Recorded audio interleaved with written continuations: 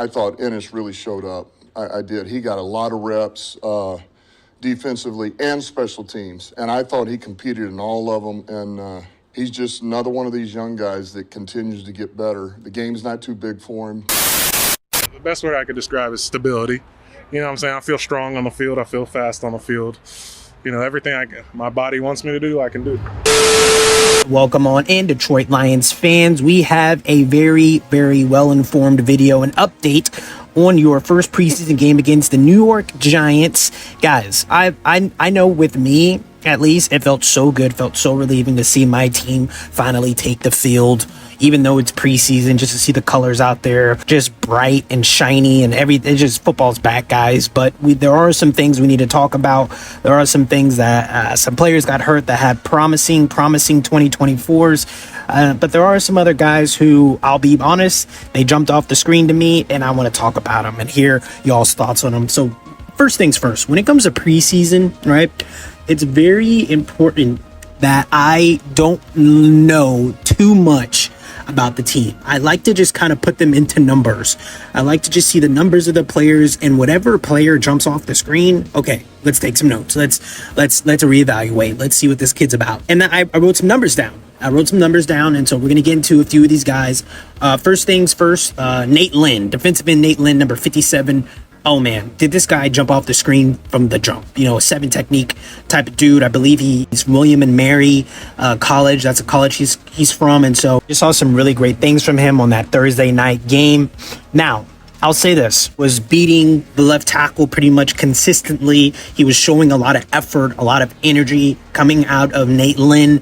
I just want to say, unfortunately, it looks like he suffered a season-ending shoulder injury, and the Detroit Lions fan base will not be seeing this miraculous man come to light until next year. So that really sucks. It just sucks more because I saw the name, I wrote the name down, I saw the number. I'm like, okay, let me figure out a little bit more about this kid. And he showed bright, amazing things and could have got in for a couple of more sacks. He had a lot of QB hurries, potential fumble in one of the plays with Drew Lock throwing the ball as he's making contact with him.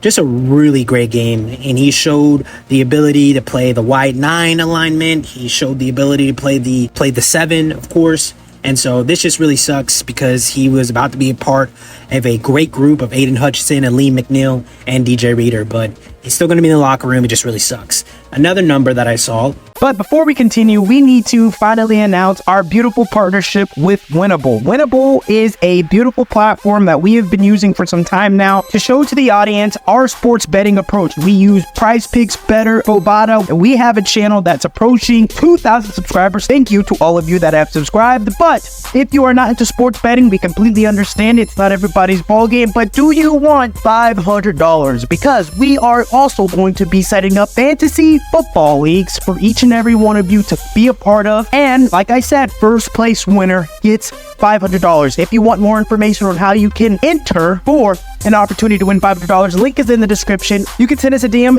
to our Instagram, rff.football, or you can send us an email that is provided to you right there on the screen. Now, back to the video. Is number 99, big boy Broderick Martin. Where you guys been holding this guy at? You know, big old 6'5", 330. He seemed like the biggest force on the field.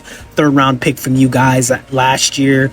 Just a behemoth of a man. I saw him being very disruptive, giving a lot of problems with the interior offensive line counterparts on the Giants, just being very reckless, very abandonment, and just chasing down the quarterback. So I saw a lot of great things from him. And then 2 more guys that I really want to get into, just about the fact that they're hurt, but also their impact to the team and what it can mean later on. And so offensive lineman Connor Galvin, who it seemed as if he was going to have a very significant role.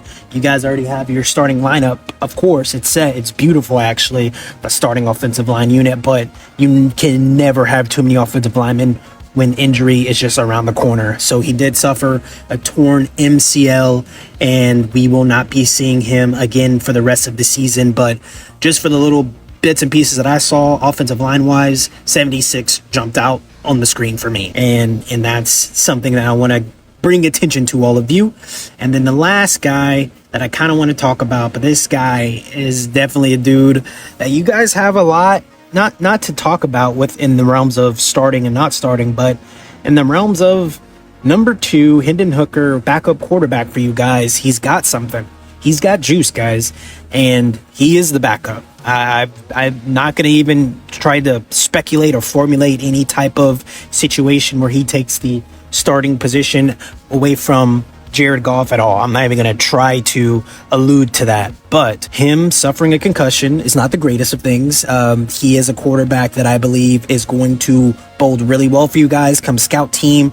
Come the unfortunate, last year in 2023, I think it was like the highest amount of backup quarterbacks that started in a game last year. So these backup quarterbacks, they're getting more valuable. They're definitely getting more valuable. A lot of people understand and know the name Jake Browning for a reason, okay? Backup for the Cincinnati Bengals. A lot of us know these backup dudes for a reason. And so not wishing anything on Jared Goff, but I saw enough from Hendon Hooker is pretty much my point. I saw enough from Hendon Hooker to say, hey, let's make sure he doesn't feel like he needs to, fight and truck people to keep a spot. He's talented. I like the way he gets rid of the ball. I do understand he has another gear with his legs, and so that's good to see. Let's just keep him healthy, keep him upright. He doesn't need to be doing too much. And another player that I have to just, praise and talk about is Amik Robertson. And this is a guy who we pretty much have gone through the weeds about on his impact to the team. He had a pass breakup that was really good to see. And that first, I don't think you guys had all of your starters out there, but you had a good amount of the secondary out there, along with a few linebackers that I know are going to be getting a lot of play time. He looked really good. You guys looked really in sync. You guys look like you have been really practicing, even if, it wasn't the starting unit. It just looked like that second group just looked so clean together. They looked really good. Everybody was competing at a high level. There was a lot of violence from what I saw from my point of view. Another number that I freaking saw was 83, man. Freaking Isaiah Williams. Isaiah Williams was able to grant the world 4 receptions for 35 yards. And these were not just little gimmicky catches he was making. These were some NFL, very crucial, big time catches he was making. And so it's going to be great to see what he can become. Injuries happen all the time, guys, and it's just going to be awesome to see what his role is going to become. I think he's a good gadget dude. I think he's a guy that can definitely have some room in the offensive scheme. I don't know if you guys have a guy. I mean, he is pretty much, right, Amon-Ra St. Brown. Just Amon-Ra is just going to be a bigger, more physical, and all-around better receiver. But hey, let that be a thing where, Amon-Ra needs a few plays to sit. Don't want to wish anything bad on him. And then Isaiah Williams goes in and you don't see too much of a drop-off. And so that's great. And Vaki, another guy that I have on my list of names, man, 4 rushes for 29 yards. Didn't have a crazy day, but I don't look at stats. I look at the actual rushes. And he had this one, I think it was on this 15-yard rush he had, where he can beautifully contort his hips, make himself a little bit more slimmer. And instead of being the bruising back that he always is, he was able to show some finesse. So he's able to, contort his body, as I said, to fit in between 2 opposing defenders and really just bury himself into another defender. So you have that beautiful yin and yang with him. It's going to be really great to see how he really matures in the style of running back he is going to eventually become. I personally believe, I know none of us are looking at the score 3-14 at all. Go ahead, have that win. Giants will be your only one. But I have been hearing a few things in the news, and this thing that I'm hearing in the news, fortunately, unfortunately, I don't know what you guys may have of it, but there's a lot of big players out there, big analysts, big heads, big media this, big media that, but they're riding with the Packers all of a sudden. They really believe that the Packers are going to take this crazy big jump to be the NFC North juggernauts of the league. And I'm just going to let y'all season speak for yourselves. Let me know the next time we have a preseason game. Let me know in the comments, guys, the guy that you want me to look out for a certain player that you say, hey, Miles, check out this guy, number this, check out number that, and I promise I will. Let me know in the comments what you saw, what I did not see, and let's just have a good conversation about it. The season's almost here, boys. The season is almost here. Do not forget to like, comment, and subscribe.